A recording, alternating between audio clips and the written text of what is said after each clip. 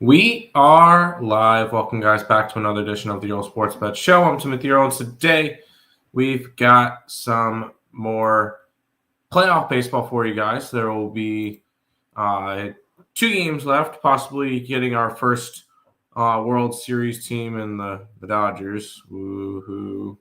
Like everybody's so excited about. And then we got Game 5 between the Blue Jays and the Mariners. That one's tied to the 2-2. That one's actually a fun series.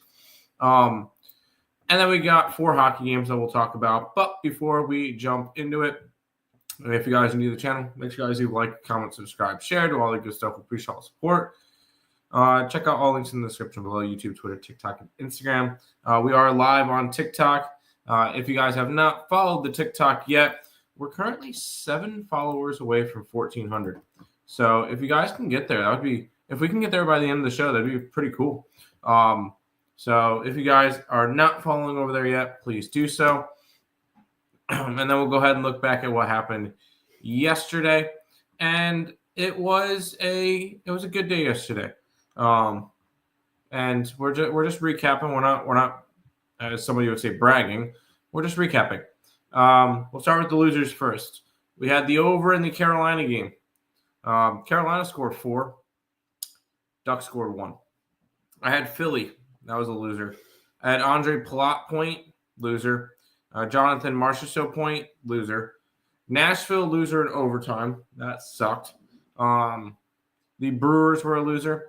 The first quarter team total under for Tulsa. They scored with 2 minutes left in the first quarter, so of course that lost that one. And then Seattle Kraken, loser in overtime. If a game goes to overtime and I have a bet in it, I am 0-5 in those bets. So can we not see overtime? Overtime has been really freaking annoying. Now, to the good side of it, what went right yesterday? The under in the Rangers-Leafs game was pretty easy. It was 2-1 in overtime. Sorry, there's an overtime winner, but that one, it didn't matter whether or not it went to overtime or not. Devils puck line was a nice winner, plus 170 on that one. The over in the Cincinnati Bengals game, over 44.5. It landed at 64, so it went over by like 20 points. The New York Islanders money line, plus 154. 145. That was a nice plus money winner. But an even bigger plus money winner, the Vancouver Canucks, plus 158 with them. That was pretty nice. The Toronto Blue Jays tied up the series behind, yes, what everybody predicted, a Max Scherzer masterclass through 5 2/3 innings. So we got that. And then some more player props to end it out. We had Sean Courier over a point, and we had Jackson Blake over a point. So the hockey player props went 2-2 yesterday. I might do a couple more after the show. We'll see. And then my final thing that I added late, and I only added this one on the Picks and Parleys website, was Caden Hauser, anytime touchdown. He made us sweat for it. We finally got that one with like 4 minutes to go in the game or something like that. So we were able to get that. That was plus 145 for a Caden Hauser anytime touchdown. But it ended up being a positive day, up about 3.5 units. So hopefully we can keep it rolling today. And we'll go say hi. TikTok chat, one person in there saying you like Miami team total over 27.5. I like Louisville today, so I'm kind of hoping that Miami doesn't score. So I'm going to say no, but that's up to you. I could easily see this game, that Louisville game being a high-scoring one, and Miami's team total can go over, and Louisville can still cover. I got Louisville plus 12.5. But we'll go ahead and we'll head to baseball first. We got the Toronto Blue Jays and the Seattle Mariners. The Blue Jays minus 115 favorites with a total of 7. And let me pull up this. There we go. Cool. We get Kevin Gausman taking on Bryce Miller. Gausman pitched in game 1 of the series, allowed 2 earned runs on 3 hits and 5 2/3 innings. He was not bad.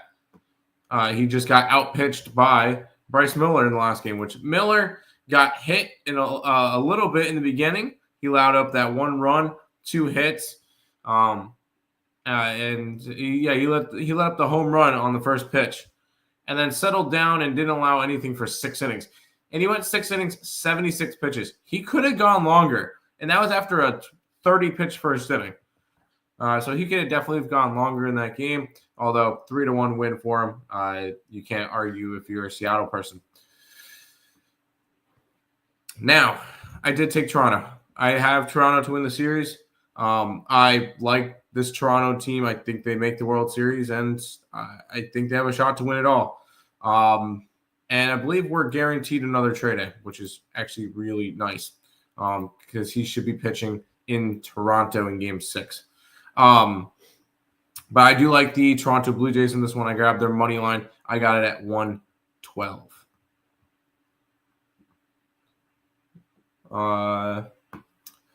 No chats. I will say, and I think this is another reason why I didn't go in. The second game was the Brewers and the Dodgers. Brewers have still not named a starting pitcher in this game, which is quite fun because they're going up against Shohei Ohtani. The Dodgers minus 205, 7.5 total. If the Dodgers win tonight, they will be on their way to the World Series. Yay. The line has moved a little bit towards Milwaukee, but I'll be completely honest with you guys. I can't touch this game until I know who's pitching for the Milwaukee Brewers. It would be, I feel like Dodgers are nothing, but laying minus 200 is never something I'm going to do. And run lines like plus 105, I'm not going to hate it, but it's Dodgers or nothing to close out the series. I'm not going to bet this one, and the only reason why is I don't know who's pitching for Milwaukee. So once we find that out, maybe I might be able to look towards something in this game. But for now, the Brewers and the Dodgers will be a pass. But I won't talk anybody off the Dodgers. Seeing that they pretty much won the World Series by now. But those are the 2 baseball games for you guys. We will head over to the hockeys, and I'm going to switch backgrounds, and boom.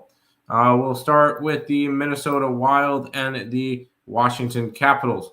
The Wild are minus 125. The Capitals are minus 125 with a total of 5.5 in this game. You've got the Wild, who are coming off of a loss to the Stars. They're 2-2 to start the year, and that's with wins against St. Louis and LA, losses to Columbus and Dallas. And all but one of those games was by puck line, either winning or losing. One of the wins was in a shootout. On the opposite side, you got the Capitals, who have started off 3-1. They lost their opening game to Boston. Since then, have beaten the Rangers, the Islanders, and the Lightning. So kind of an impressive route back. They are now 3-1 and looking good. I looked at the line movement in this game, and when it came to it, the line opened up around minus 130. It's now sitting at 125. So the line is moving towards the Wild, and that's with 67% of bets and 68% of money on the Capitals money line, and it's going the opposite direction. So I am going to be taking the Minnesota Wild today. I might look towards some player props as too in this game because I know Boldy has been really solid, although I just want to find the right thing for it because I know Matthew Boldy 1 point is minus 205. I can go 2 points at plus 220. I don't hate that. But maybe you can even look towards like Vladimir Tarasenko is even money. Marco Rossi's minus 105. Rossi might be an interesting one to grab because I believe he is. I believe Rossi's on the top line. Yeah, he's on the top line with Kaprizov and Boldy. I might take his prop. So if I'm going after a player prop, maybe Marco Rossi today to get a point at minus 105. Mr. Badass, these are your picks you're going with today. No, I just feel like randomly putting stuff up on my screen. Yeah, these are my picks. Yes. I placed a parlay yesterday, and the Caps are my last leg. Just because I picked them doesn't mean they're going to win. So you can still win. Don't worry about it, dude. What's up, Bisex? How you doing? Make sure you guys are following the TikTok. We're 7 followers away from 1,400. So we're trying to hit that milestone. And we're 8 away. Somebody unfollowed. And then we're 16 subscribers away from 4,200 on YouTube. So make sure you guys are following the YouTube as well on Earle Sports Bets. We're halfway through the show. We got the Tampa Bay Lightning and the Detroit Red Wings. We got the Lightning at -155 with a total of 6.5. We look at the two teams, and this has been a Red Wings team that I've been backing a whole bunch. Tampa Bay has not looked good this season. They are 1-3 to start the year. They have losses to Ottawa and to New Jersey. They did beat Boston 4-3 before losing to the Capitals the next night in overtime. So not really a good run for them so far. Detroit is 3-1. They're looking good. They lost their opening game to Montreal. Since then, they won back-to-back against Toronto, and they beat the Panthers. So Red Wings starting to look good. Tampa Bay is kind of struggling, and Tampa Bay is this big of a favorite. Not to mention, I believe the line movement in this game has taken, from 150, and I'm starting to see some 160, 165s on the Tampa Bay Lightning. I do like the Lightning today. I took their puck line at +170 because I wanted some plus money on that one. So Tampa Bay for me in this game. In terms of player props, I want to see what the lines look like for Tampa Bay.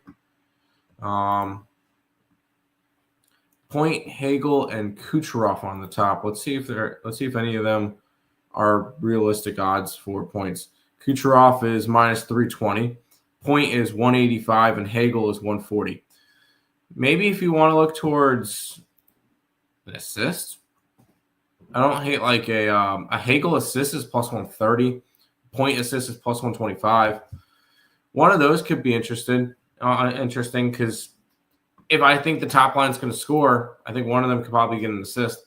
Maybe I might take both of their assist props and hope that maybe one scores and one gets an assist. But for right now, it's just going to be the Tampa Bay Lightning on the puck line for me. What's up? All good? Bolt up. Yes, bolt up on this one. I like the Lightning. We got 2 games left. We got the Canucks taking on the Blackhawks. Canucks are 135 favorites with a total of 6.5. We take a look at the two sides. Vancouver is coming off of a big win last night in Dallas, and now they have to travel to Chicago. So back-to-back and back-to-back road games. Not really a great spot for the Vancouver Canucks. Also considering that they are 2-2. They won their last game. They won their first game. They lost in between to Edmonton, St. Louis. On the opposite side, you got the Blackhawks, who are actually putting up a good fight this year. They started off 0-2, now they're 2-3. They have wins in their last 2 games against Utah and St. Louis. And that St. Louis game, there was an 8-3 win, so that was a very nice win for the Blackhawks. And I looked at this game. I like to look at line movements because that's important to me. And the line has moved from 125 area down to the 110. So lines moving towards the Blackhawks. And with the way money's coming in, 47% of bets and 78% of money is coming on Chicago. So the money's coming in the right way.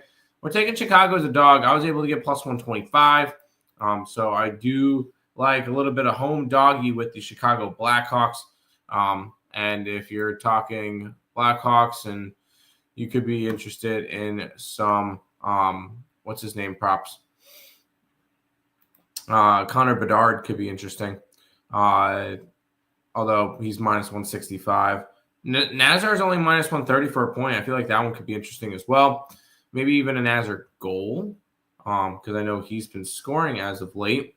What's Nazar's goal at? Plus 225 is not bad. But I like the Blackhawks today. Blackhawks money line plus 125. Hey, Dad's trying to call me while I'm on the show. What's new? Final game of the day, we get the San Jose Sharks and the Utah Mammoth. Mammoth are minus 265 with a total of 6.5 in this game. You've got two teams that I think the Sharks could be interesting this year in terms of their total, and we're obviously going to talk about their total. So far, they played 3 games this year. They are 0-1-2. They lost back-to-back overtime games to Vegas and Anaheim, and then just get completely blown out 5-1 to Carolina. On the opposite side, you've got the Utah Mammoth, who are sitting at 2-2 this year, with wins against Calgary and Nashville, losses to Chicago and Colorado. And when it comes to it, I'm just going to continue sticking with what I've been running with. And I know it didn't work out in the last game. I took the over. This Sharks team, I think, is going to be a heavy over team this year, and I think they're just going to keep scoring. They're very high paced, and their goaltending is not good.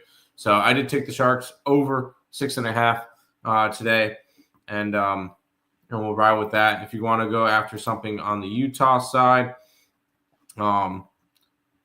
even though it's going to break my heart, how about JJ Peterka for Utah? If you're interested in anything, player props there.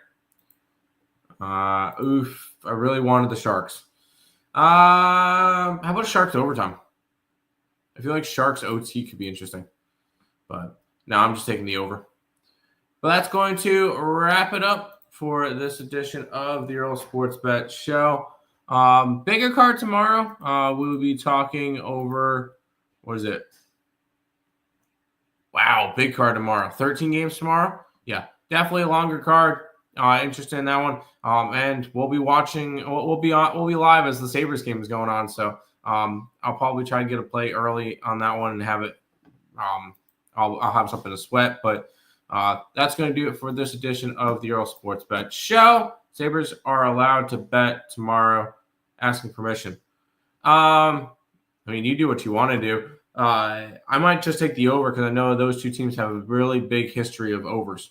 So, Bryce in the TikTok chat saying Ovi, Kucherov, Kaprizov, Bedard. I hope Ovi doesn't. But Kucherov, sure. Kaprizov and Bedard, sure. I don't mind any of those. But that's going to do it. We'll see you guys again with another one tomorrow. Peace out, guys.